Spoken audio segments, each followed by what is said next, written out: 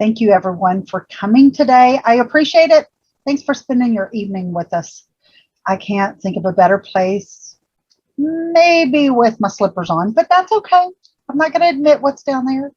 Then coming today to the Family Matters Conference. My name is Wanda Felty. I work at the Center for Learning and Leadership, which is Oklahoma's University Center for Excellence in Developmental Disability. But my most important title and role is I'm a parent. I have 3 girls, all adults, and my middle daughter is 33 years old and she has developmental disabilities. And in a minute, she may make her presence be known. You'll hear her down the hall, so we'll just move on for it. She thinks I pay her every time that she gets heard on a training Zoom, but the check's in the mail.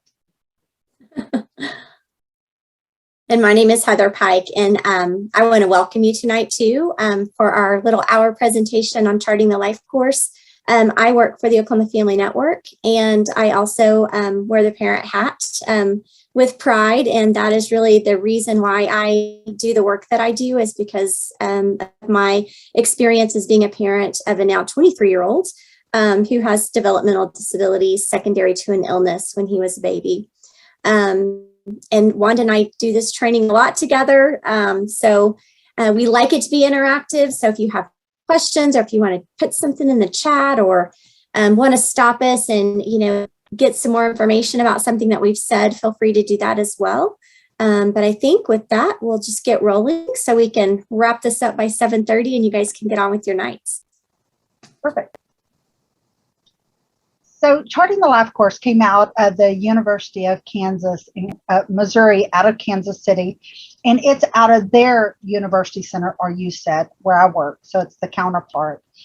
And the brainchild behind this was actually a sibling who has a brother that she really wanted to think about supporting the individual and the family. So you can get more information. At the end of this, we have links throughout here to give you information about charting the life course, the principles and the philosophy. We're going to be able to touch just the surface to kind of give you an idea and a concept. We have a longer training. If you're interested in that, you can contact me or Heather. But also you can check out their website. There is a ton of information and videos and so forth. So Heather, you want to have anything to add to that one? I'm good. I was trying to get my links page pulled up so I could drop those in the chat as we go too. Okay. Well, I am going to move. Do you want to introduce this while I'm pulling it up? The video? Sure can. Yeah. I was looking at the comment from Anna really quickly that says there's some interference. I'm not sure what that's. As soon as I start this video, I will go turn off a fan. That could be it.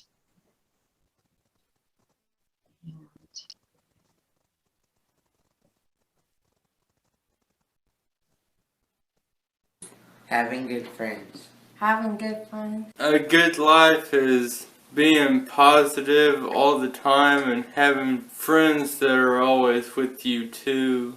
A good life is playing with your iPad. A good life is having cherished memories and family. Good life being my friend. Life is good with family and friends that help you and make life fun. For me, it's figure skating. Why do best? A good life is having a successful career. Good life is spending time with your family. A good life is being able to have a family regardless if you have a disability or not, and having supportive doctors that help you make that dream come true. A good life for me is to be for family, to be nice to mom. A good life is being able to play music. What is a good life? Office to have service. A good life is having a career that you can support yourself and enjoy. A good life is people helping me, and a good life is helping people. Good life is my brother. A good life is spending time with someone you care about. I think a good life is not working at a dead-end job. A good life is working at a job I love. A good life is reading a good book you enjoy. Good life is a family that I love. Good life is my family. Good life is get a job and make money. Good life is at school. Good life is find cool stuff. A good life is spending time with your best friend. A good life is a life with family, friends, and happiness. Good life is having friends and family who love and support you. A good life is watching Thunder basketball. A good life is full of love and kitty. A good life is dancing. Puppy everywhere. What does it mean to have a good life? To have a place to call your own and to feel wanted. Good life is having friends. A good life is a life with family and friends that are always there to support you. Also happiness and thankfulness to guide and help you. A good life is being able to live independently, support yourself, and live the dreams that you have for yourself. Just good life, come home. My wife cook for me, love, and stay home with her. A good life to me is having a strong foundation in order to build my future and grow as a person.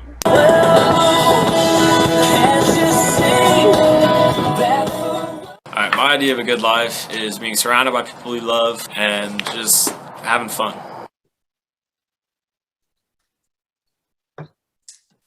So we created that video with the help of just all different people in the community, mainly all from Oklahoma.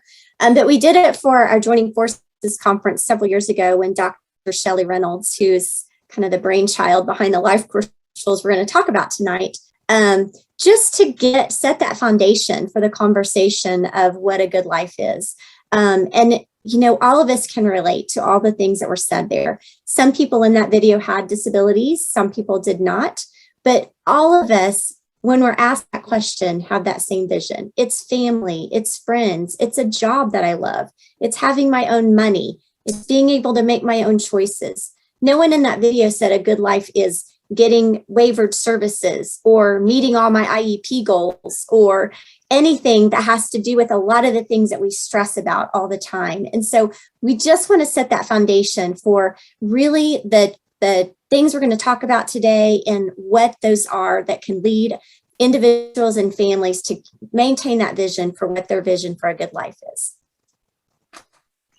And, Heather dropped the link to the video. You are welcome to click on that, hang on to it, watch it again and again. And when you're having a bummer day, go ahead and watch it again. And remember, we all have kind of the same goals for a good life, and it just helps us stay on track. So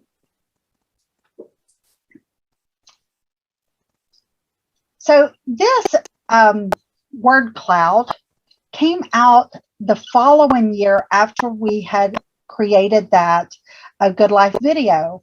And then we wanted to take it a little bit further, and we wanted to see if we could capture the words through something like a word cloud where it shows the words by size and importance of everybody speaking it. So all we did again was ask self-advocates and family members what they think a good life is. And if you look at there, love, life, family, faith, hope, equality, respect, friends, community, power, transportation, dreams.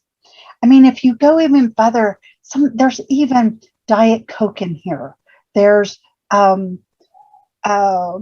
vacation in here. There's a fast car in here. And really, we wanted to highlight how we all have the same dream for a good life. And somehow we separated that when we start thinking about supporting individuals with any kind of diagnosis. We kind of let the diagnosis stand between us and that vision for a good life. So our goal is to take that filter down and really start focusing on the good life.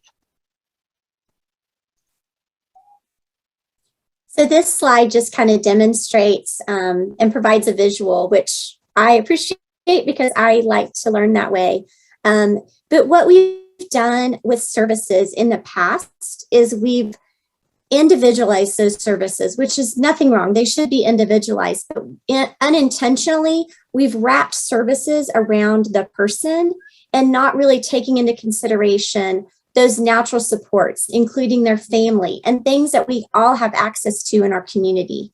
So we want to kind of change that conversation and change that mindset by looking at the tools and having conversations related to the tools we're going to talk about tonight, and how we can put those services and supports in place with the context of the family, within the context of the community, and really put those where the person needs them, and then where they don't need them, accessing those natural supports and services that we can all access. So I'm going to just go over quickly the principles of charting the life course. And just like every other good program, it focuses on the person. But what's really unique about charting the life course is it does respect and honor that the person is within the context of their family. And it's not just a family or the family, it's the family the person defines as family. Because the family I had when I was 5 years old is not quite the family I have at whatever my age is.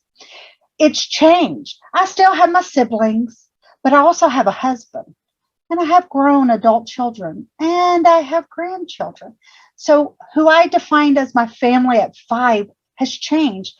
And Charting the Life course really wants to honor that. And then the next thing is going into those life domains and really thinking about and honoring the life domains, which consist of daily life, social and spiritual, safety and security, community living, healthy living, citizenship, and advocacy. By the way, every one of us has every one of those domains in our life, and we address it and respond to it differently. Then the next is really those 3 types of support. We'll go into it a little bit further down the road. We're going to drive down the road. Y'all better catch up with me. A little bit further down the presentation. But it really consists of information, access to navigation, and then really that day-to-day support. And then the last one really kind of encompasses those 5 points of a star of support. It really covers those, and we're going to go into this a little bit further. The domain of personal strengths and assets, relationship-based, community-based, technology so underutilized, and then those day-to-day supports. And then it really wants to focus Charting the Life course focuses on that trajectory, and it's across that lifespan. You see those icons at the bottom? Everything we do, we have done all of our lives, is really on that trajectory of when I grow up, when I retire, and it really is just bringing all that conversation together for supporting individuals with disabilities and their families. This kind of takes us into a term we're going to talk about and a tool we're going to talk about with the trajectory. And it's trajectory toward life outcomes. And we have a chart that we're going to show you in just a second, but this is just another visual that we use in this presentation. But just in thinking about a trajectory, we all want to end up somewhere, right? And we want to end up somewhere on purpose. So with that, we have to have planning. We have to have the vision. We have to know where we want to be. And sometimes if we don't know exactly where we want to be in 5 years or 10 years, we can all say where we don't want to be, right? And we can say that for our children as well. So sometimes we have to start with the vision for what I don't want and then build upon that vision for what I do want. And if you think about driving a car, sometimes we just need to get out and drive. But when we're taking those road trips, we know where we don't want to go.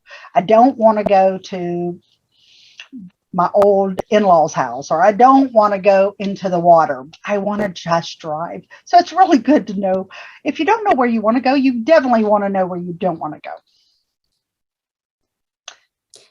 So this slide really just sums up the principles of the Life Course tools, and it's that all people have the right to live, love, work, play, and pursue their dreams in their community. And the thing is it's across the lifespan. Everybody has that right, and everybody has that dream. And sometimes people lose that dream along the way because life got in the way and they didn't have somebody come around them and support them. So we're going to talk about the 3 types of support. And what's really cool about this is evidence-based. It came out of the University of Kansas, their USAID, and it was looking at what type of supports do families need who have a loved one with a disability. This was just a no-brainer after the fact, because it really highlights that everybody uses these 3 types of supports regardless of whether they have a disability or not. So the first type of support is information support, and that's that discovery and navigation. And it really is, what is it? It's all those questions that come on in our head from the beginning. What do I need to know? What is it? How do I deal with it? What is it, and how do I get where I need to go? That navigation. If you're a parent who has a child with a disability or a family member with a disability, your first question wasn't, what college is he going to qualify for? Chances are your first question is, what is that diagnosis and what does it mean? You wanted information. The second bucket of support is the bucket of emotional support, and that's connection and navigation. And I got to tell you, the first thing I wanted to know about my daughter is, what is this diagnosis she has? What does it mean? The second thing is, do you know another family that has a child with the same kind of diagnosis that I can talk to? Again, I wasn't asking about what college I wanted her to go to. I really wanted to know, I wanted to talk to another parent that had already navigated some of the things that was going on in my life. That's that emotional support. And then the third one is that goods and services, those day-to-day supports, those things we might qualify for, or the assistance we might need. What's really interesting about the 3 types of support, when I was leaving my hometown and moving to Oklahoma, I actually used all these types of supports before I moved. I wanted to know information about where was the best place to live. I knew where my husband was working. Where was the best place? Where was the best school? What was available? What's the best grocery store? I wanted to know about the best church, or the church that was of my religion. Tell me where that is. The next thing is I wanted to meet people like me who had a child my same age of my child. I wanted that connection. Then I wanted to know, so where do I need to get my lights cut on? Where do I need to pay my deposit? Is there a best apartment complex? I wanted that day-to-day support. It's really interesting. We've all done this, but somehow we forgot to think about this when we're supporting people who have family members with disabilities. The other thing that I really have to highlight here is that the support is at the level the person needs. And I'm going to tell you, I was the first to say that when I met a family and they told me that they had a child with a disability, shoot, I'd meet them in therapy offices or at the DHS office when we were signing up back when we went there. And the first thing I'd say is, do you know about, have you applied for? So my brain went straight to those day-to-day support instead of having a conversation with them to find out what they needed to know. Chances are they may have needed to talk to another parent before they even talked about the day-to-day. So I like thinking about the 3 buckets of support like a 3-legged stool. If we only give the family one leg of the stool, that day-to-day supports, that stool not quite what it's supposed to be. The person may be able to lean back on it, but they can't pick up their feet. It is not quite a stool, but it does give them a little relief. So then you put that other leg on. So let's say we've got goods and services and information. So we've got a 2-legged stool. They still can't pick up their feet. It still relieves them, gives them a little more balance, but they still can't pick their feet up. It takes that 3rd leg to be in there for the family to be able to sit back, relax, pick their feet up. because we filled up all 3 of those buckets or all those legs. But if we assume and make one leg shorter, they only need to know about the diagnosis. And that leg is shorter than the other 2 legs, that still probably isn't as good as it should be. Heather, you want to give your examples about your buckets? Because I love that. Yeah, so whenever we are able to do this in person, which I so miss, I'm thankful for Zoom, but I miss in-person stuff. We typically would have 3 buckets on the table, and we would have everyone in the room just write down one thing that you as a family member needed, or if you're a professional and you're helping a family, one thing that you would put in that family's informational bucket or that discovery and navigation bucket. And then we would discuss what you would put in that emotional bucket. Would you connect them to, if they had a child with Down syndrome, would you connect them to the Down Syndrome Association of Central Oklahoma? If they wanted to talk to another family who had gone through a NICU experience, would you connect them with the Oklahoma Family Network for, a supporting parent that has gone through something similar? And then the goods and services bucket. What are those things that are going to be helpful for that family or that individual on a day-to-day basis? Would that family or that child qualify for TEFRA? Would they qualify for home nursing? Any kind of sooner care, Medicaid? What are those day-to-day services and supports that might be beneficial for that family as well? So we would fill our buckets physically with different ideas from the audience and from the participants. So that's really fun to do in person. So maybe we can do that someday soon. I really like that idea because it really is talking about putting stuff in the bucket and the visual of filling that bucket up. Because I got to tell you, sometimes the family really just needs information, and we need to be putting stuff in that and helping them along the way. So this is what the trajectory, this is our trajectory tool that we like to use that was created with the LifeCourse tools. And we're going to drop links in the chat where you guys can access these tools and more information about them by clicking on those links. And then we can share those after the conference is over as well. But this is an actual form. I mean, we can fill it out as a family. We can fill it out as a professional as we're talking to a family. But more importantly, these are conversations, you guys. These are conversations and ideas to think about for yourself, for your child, for your own family, for families that you're working with. And it's really just asking those questions. What's your vision? And it doesn't even have to be a vision for a good life. It can be, what's your vision for a good day? If we're in a crisis type situation or we're just kind of fumbling through, we can't think 5 years from now, 10 years from now, even a lifelong dream of retirement or whatever that looks like for you. But we ought to be able to think about, what are those things I need to put in place to help me maintain and pursue that vision for a good day, pursue that vision for a good school year. These can help in helping develop IEP goals. They can help guide discussions with teams, with medical teams, within your own context of your family. Sit down with your spouse, your significant other. What's our vision? What do we want to accomplish this year? And these are tools that were developed for people with disabilities in mind. But the thing I love most about these tools is that anyone and everyone can use these tools in many different situations. So what's really cool about this tool and is really about helping and thinking about what I want. Man, we do this. We do this on Monday morning when we wake up and go, oh, it's Monday. Oh, I'm thinking about Friday. Really, I'm thinking about Saturday. What do I've got to do to get through the week to get to Saturday?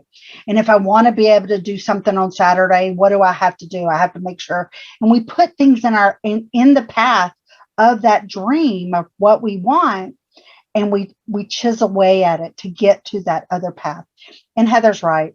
Sometimes families or anybody, a person is in a crisis. And sometimes we have to narrow it down. So what do you want to say today is a good day? If at the end of the day, for today to be a good day, what would it be? And you put it up there and say, okay, so my dream is to say my child doesn't have a meltdown and that my car doesn't break down or I don't run out of gas. That one's easy. I don't run out of gas and my child doesn't have a meltdown. It's like, okay, so now we've got a vision for the day. What are we going to put in the path of that to make sure we get there? Well, do I have a few bucks to put gas in the car? Okay, how am I going to get to the gas station, put gas in the car? What does it take for my son to have a good day where there's not a meltdown? What am I going to put in the path? So really it is about it's short-term goals, it's long-term goals. And I'm going to tell you, this was introduced to me after my daughter had graduated from high school. And I had already been through several different kind of trainings about supporting my daughter and my family in the community. And many of those left me crying. Long story, share it later. So when this was introduced, brought into Oklahoma by Shelley Reynolds, who started this, she brought it in and she sat there and everybody was around the table and she said, so what is a good life? What do you want your daughter to go? And what's that dream for her good life? And I sat there and I go, I don't know. And she said, well, where do you want her to go? Where do you want her to work? And my daughter has some pretty significant disabilities. And I said, I don't know. And I thought I could feel that anxiety, the sweat start growing up, thinking, I'm going to have to run to the restroom. That's what I was thinking of, an escape route out of this training. And she said, okay, wait, never mind. So what don't you want for your daughter? I mean, she said it and I answered just like that. I said, well, I do not want her living in an institution. I do not want her away from her family. And I do not want her away from what she calls or what she defines as her community. And she said, there's our start. So she put it down in that bottle. And she said, now it's our job, the people around you, to help you start seeing what a good life is for people who have the similar disabilities or for your daughter, and help you start discovering ideas. And then you put that in that top box and you start putting it. And I started putting small things, little things, like I wanted her to have access to her favorite Brahms. I'm telling you, I can pull in the driveway, the parking lot of Brahms. By the way, my daughter is blind, but I can pull into that driveway and she knows we're at Brahms. But I want her to always have that, to know she pulled into her favorite place. So I started putting little things like this in there. And so it was because of that conversation that I had after graduation that I realized it doesn't matter what I did backwards. It doesn't matter what I'd done for 22 years. I get to look this way and start planning this way, and always keeping an eye on what I don't want. Always know where you want to stay away from, because if you start seeing yourself going that way, then you know you've got to put more things in line to get you back on that path. By the way, isn't this what every one of us have ever done? If you've ever been in a marriage and went through a divorce, you had a goal of what you wanted, you had a goal of where you didn't want, and something in life caused it to a bump in the road. And you had to refigure and change it. This is the same thing, just encouraging you to think about this for supporting individuals, your family members. Now, I'm going to go to the next one because it's the same exact one. It's just an updated trajectory. But what's really interesting, and I challenge every one of you, if you've got an adolescent or older in your family, I challenge you to fill one out, and your loved one, your family member, to fill one out. And just like you and your parents, they're not always going to match. That is so normal. And so we work through that. When the individual needs more support, we still got to work through it. But man, giving them the opportunity to say, hey, Mom, I want, and this is what I call a good life. And Mom say, oh, I really wasn't ready for you to talk about dating. But it starts the conversation. And it's the same thing your parents went through with every one of your life goals. So always remember that. I throw this back on my son all the time. Not that he has a trajectory in his room, but he always says, when I'm 32, I'm moving out. I'm moving to California. And I always look at him and say, okay, if that's what you want to do, then you got to learn some more responsibilities. So you need to start doing your laundry by yourself.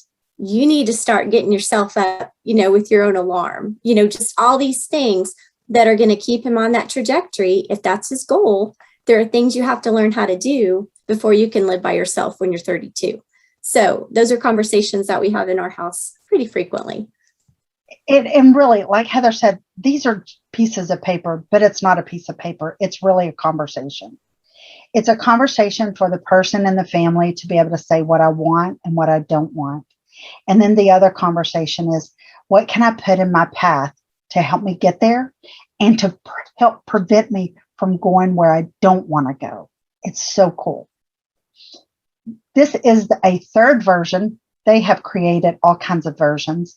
This one actually highlights what I've tried in the past that worked and didn't work, what I need to try in the future to keep me on the path to where I want to go, and what I want to make sure I stay away from because it will set me on a path to where I don't want to go. And then this last one is kind of a trajectory filled out. It is way nicer than my trajectory. Mine is with chicken scratch handwriting.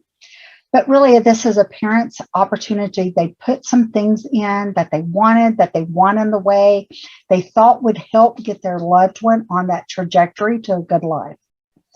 And if you notice, that small box of what I don't want is pretty full. And really, this is a conversation that goes over and over again.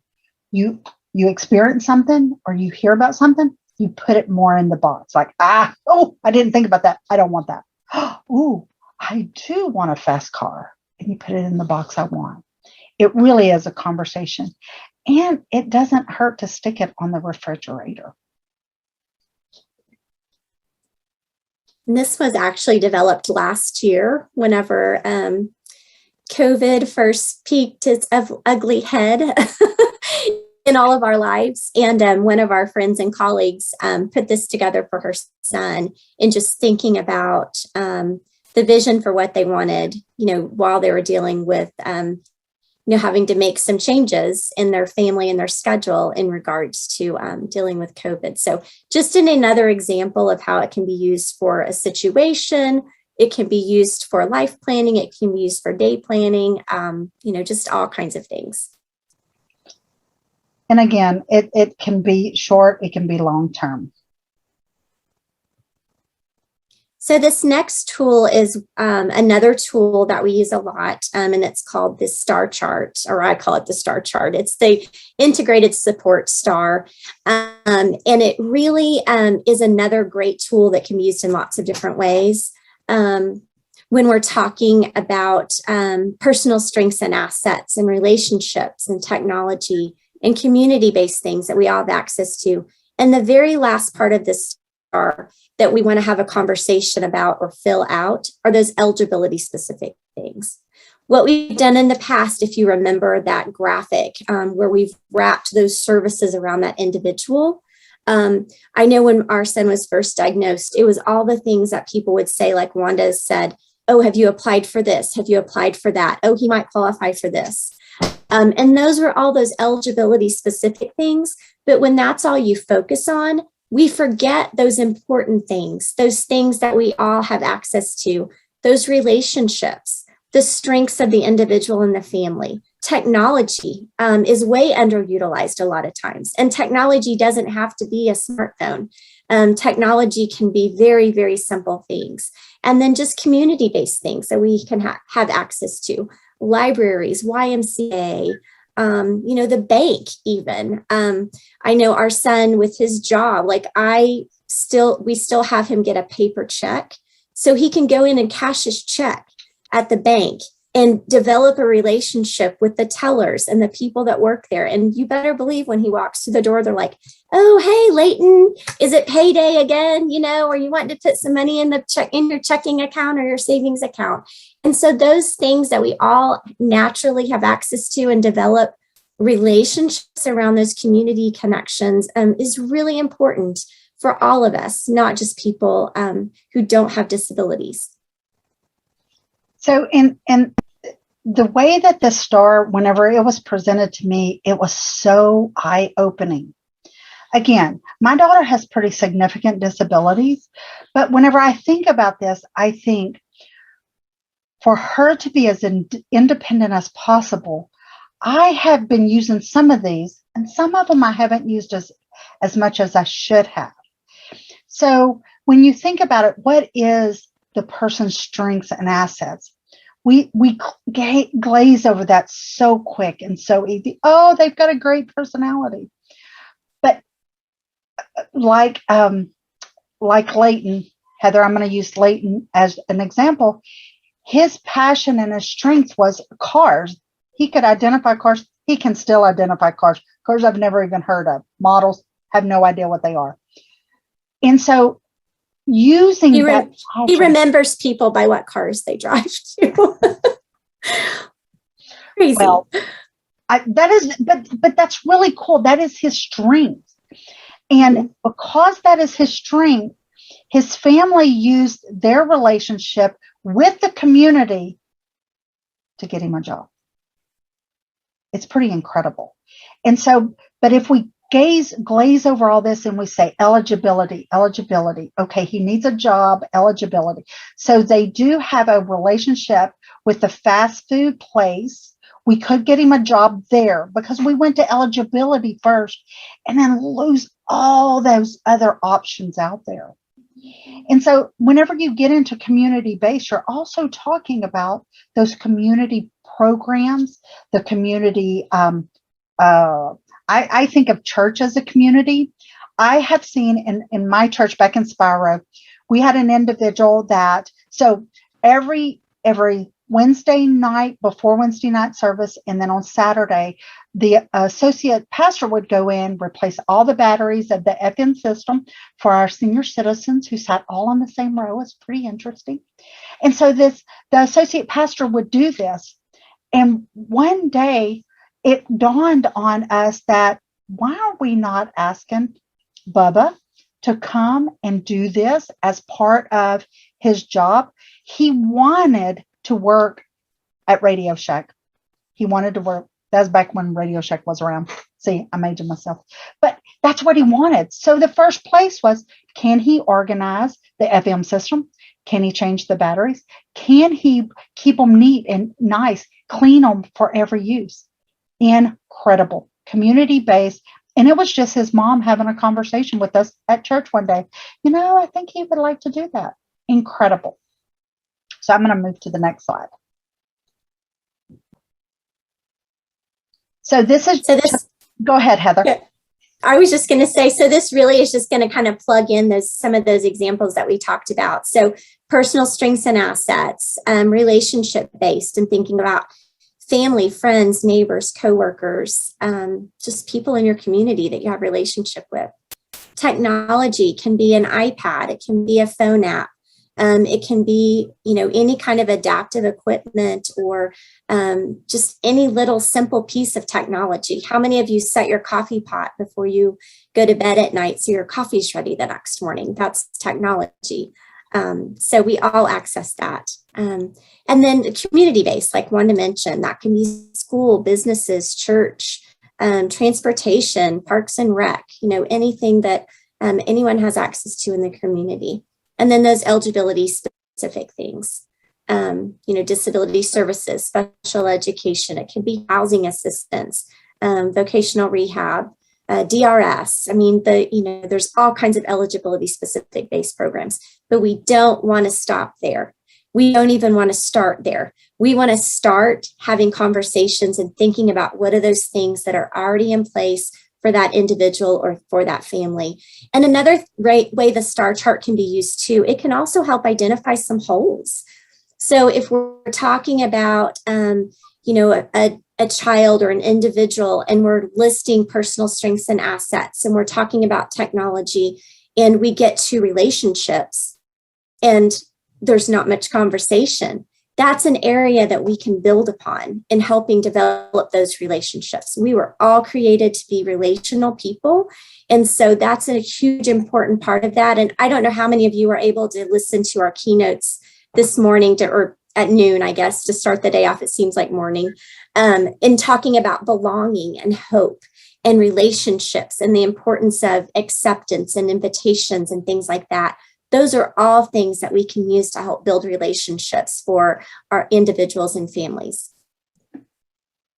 So is my slide still showing? Yeah. Okay, because I've got this. Can you not see it? It says resume slideshow, and I thought, why is that popped up? I don't know, but I'm going to keep going. So the next slide is we really wanted to tie in, and we did this early on in COVID, is really talking about using the star chart to help people navigate. And I'm just going to keep loading because it's a lot of information.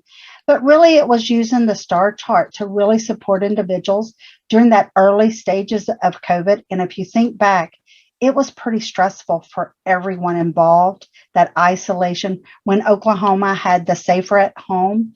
So that's what this is. And this is just really, but it doesn't have to be about COVID. It's about thinking differently about supporting an individual and utilizing these 5 types of support that are in the community, that are out there. And it's not saying that eligibility-based services are not needed. It's said that we need to entwine them all. But if we go straight to eligibility, like Heather said, then we forget to utilize all those other cool integrated supports that are out there that you and I use all the time.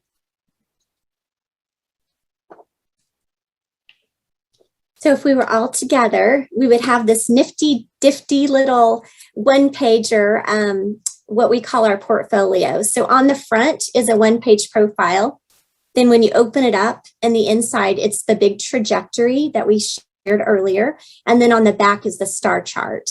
And I'll try to drop that in the chat box as well, so you have access to that tool if you want to look at that all together. Wanda, do you want to go into this and I'll drop that link in? Yes, I will. So what's really cool about this, I'm also getting another link to drop to. What's really cool about this, and it was so eye-opening whenever I saw families use it for the first time. What is most incredible is that first box, that first question. It says, what do people like and admire about me, the person who the one page is about? And if you are a family member who has a loved one with a disability, after a while, you start forgetting what people like and admire. I mean, we as parents and family members, we know. I mean, we've got it down. I can give you a list. Kayla is so cool. But if we don't ask, we forget. And people forget to tell us. So that like and admire can be an aha to families. So here's my other challenge. I challenge you within your network, whether it's a social media or family or group text, just put out there, what is one thing you like and admire about your family member who has a disability? Put it out there and you will be surprised. We have a friend that has used these for supporting her child during IEP process. And so I've watched her put it on social media, and the information that comes back moves me. It is incredible. So I decided I would try it with my family, and the information that my family gave back to me just moved me. My family lives 500 miles apart, away from us. Sometimes we'll do a FaceTime with them, but Kayla doesn't have any traditional form of communication. And like I said, Kayla can't see. So I thought they had missed all these incredible things about Kayla. But when I asked them just this information that came back, her personality, her sense of humor, I didn't even know other people recognized. Kayla has one of these quirky sense of humors, like you question it, like, was that really a joke? No, she was totally serious. And it was on you. It's incredible, but other people see it. So that's really important. The other thing that's in there is, what is it like? And what's the second one, Heather? I can't read it. What's important to me? And thank you. Important to me. And so that's that what makes me or the person that this profile is about have a good day. And so for me, Heather done hit it on the nail on the head, is that coffee in the morning. Oh, give me my coffee in the morning and we're set on a better track for a good day. But it's those things that are important to the person. That's what's really cool. And it's really easy for us to say what is important for them or what's best to support them. And we tend to focus on that. That's that health and safety kind of stuff. And we totally forget what's important to the person. Music is extremely important to Kayla. When she's having a stressed day, the calming music helps her out. When she's happy, that exciting music helps her. Having access to her rocker and recliner, and then she can deal with whatever's going on, that access to that rocker recliner, and access to her favorite Brahms, and the ability to tell anybody whose birthday it is, happy birthday. And then, of course, cake and ice cream after that.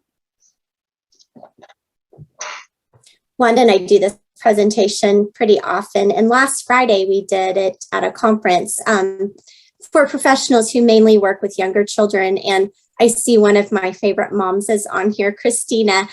And we always love to share some one-page profiles that she's done for her daughter. I wish we'd have plugged those in for this presentation. But, you know, they're great tools. They're great conversation starters. They really, you know, paint a picture of your child and what their strengths are, what they like, what they don't like, what they're working on. I mean, there's so many different ways to use one-page profiles, and we use them every year for my son before his IEP. And I know several families on here as well that have done the same thing, but it changes the conversation from deficits, from diagnosis, from test evaluations, from IQ scores, from all these things that tend to, when you look at it in a file, tend to lower expectations. But when you're using a one-page profile and you can plug in pictures of your kids, and I dropped some different links in the chat, just from some different examples of templates that you can download. You can literally go to Pinterest and just type in one-page profiles. And, oh, you're going to put it in. Look at that.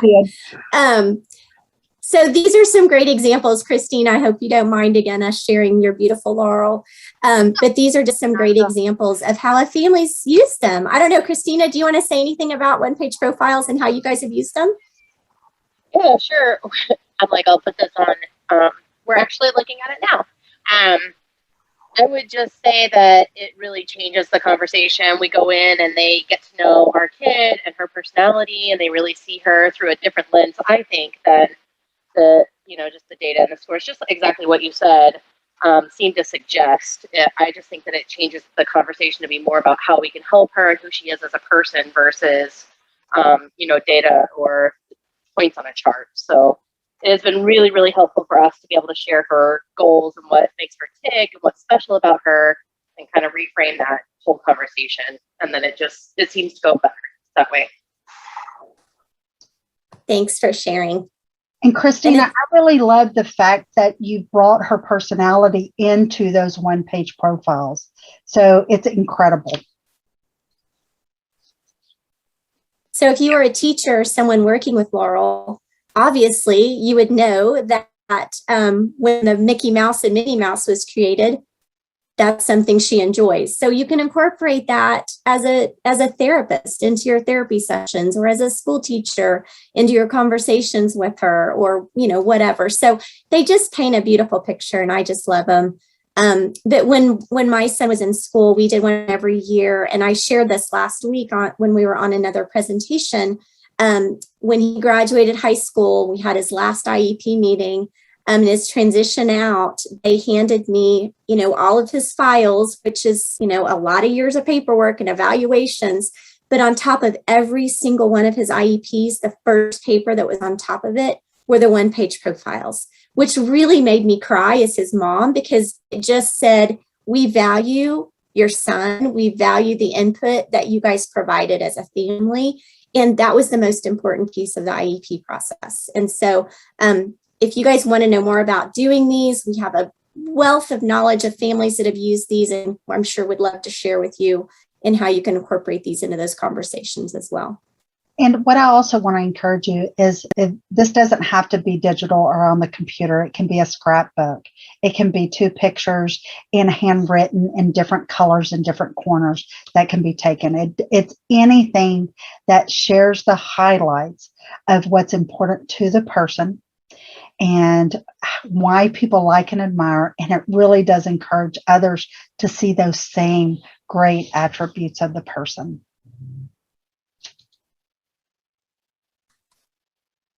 So this is the graphic that we started off with. And this next image just really kind of shows how we can integrate the tools that we've talked about today in looking at the family and the individual's community and looking at their family and how we can truly put those services and supports in place where they're needed, when they're needed, without isolating the person from those natural supports. And really, if you think about old-fashioned supports, they really were right at the person. And really the true way you support a person is by supporting their family and their community. And these stars are everywhere. It changes the way we have been doing the service delivery. It really is about all is included in their home, family, and community.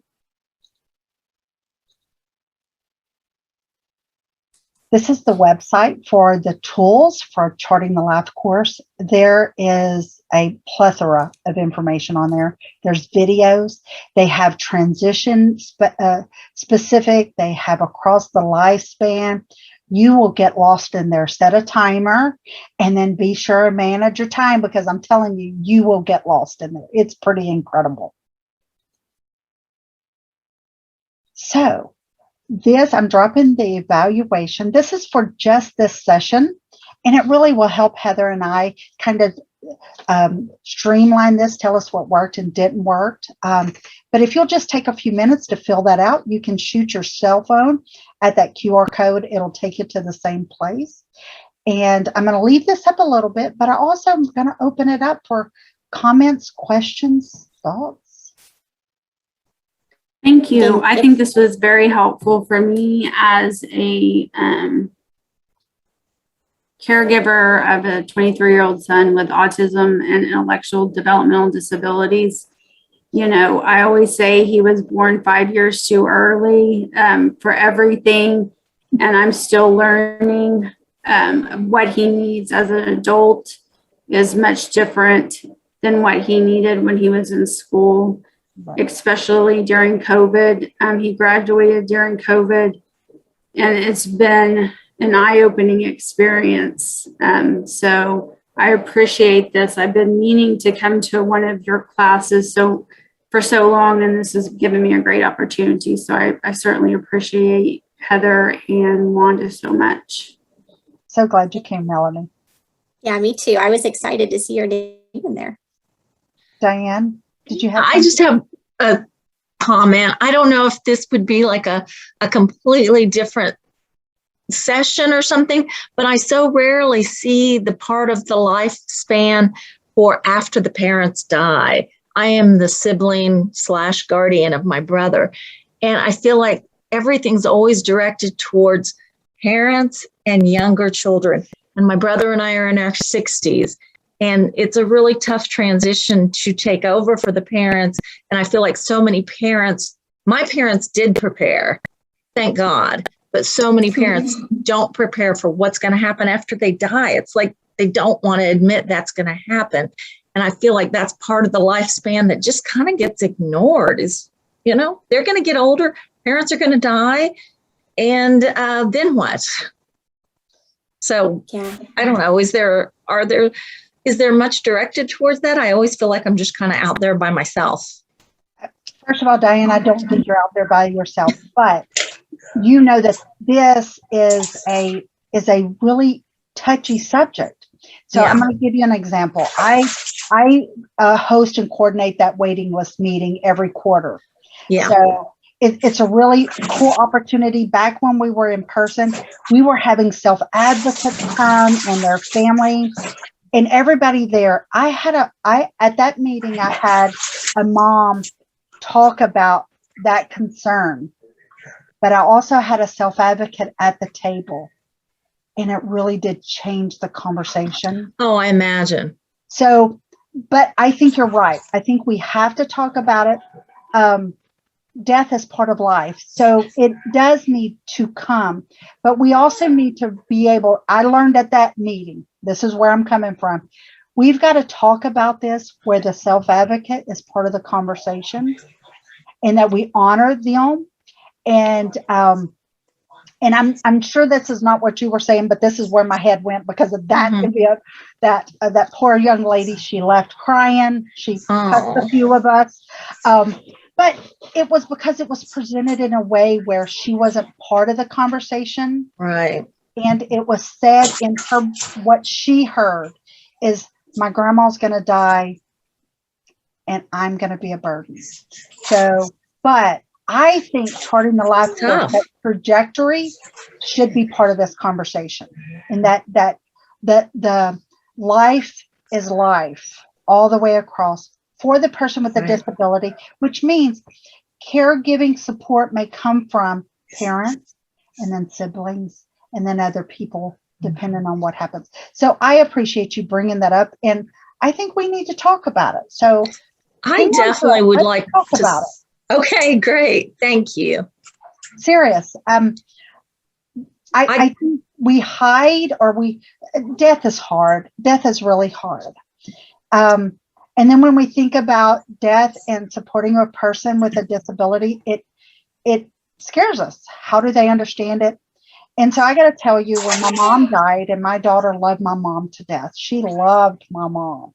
Mm-hmm. And I decided there was way too many people that disappeared in Kayla's life, between teachers and therapists. I mean, people would say, I love you, and disappear, never come back. And Kayla didn't get to see my mom before she passed. And I thought, there's no way she's going to think my mom, her mom, all disappeared like all those other people. So we went through the funeral and we talked about it. Mm-hmm. And because I wanted to honor Kayla as a granddaughter, I didn't know if she would understand. I know she understood. So I want to continue this conversation, and let's figure out how we continue this conversation. I would love to do that. So let's do that. I would love to try to be more of an advocate for siblings. Yeah. Yeah. Let's do that. You bet. Thank you. Thanks for bringing that up. Sure. I think that's a huge fear too, and something that we don't like to talk about, like Wanda said, for those of us that have kids, because they grow up and they grow up very quickly. I mean, it's hard for me to even think that my son's going to be 24 at the end of this year. I mean, it seems like he should still be 5 years old. And so I think it is something that, like Christina said in the chat, like we all worry about what's going to happen. And we're not guaranteed tomorrow either. I mean, what would happen, if tomorrow something happened, or 10 years from now. So I think definitely, thanks for bringing that up, Diane. And I do think, like Wanda said, the trajectory is a great tool to kind of think about and have conversations around that. But I think we can't be afraid of that. We have to press forward and help families really kind of think through that process and however we can support them in that. Yes. And honor the self-advocate in that conversation.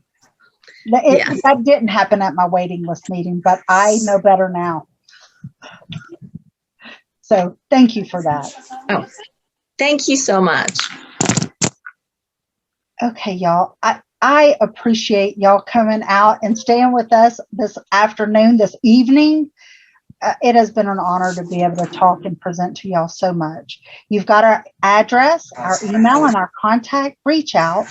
If you want us to present this training or parts of it, like I really am going to follow up with Diane. We're going to come up with a training for conversation. But do send me or Heather an email. Come on, we can do this. Let's get this information out, support families, support individuals. Thank y'all so much. I appreciate it.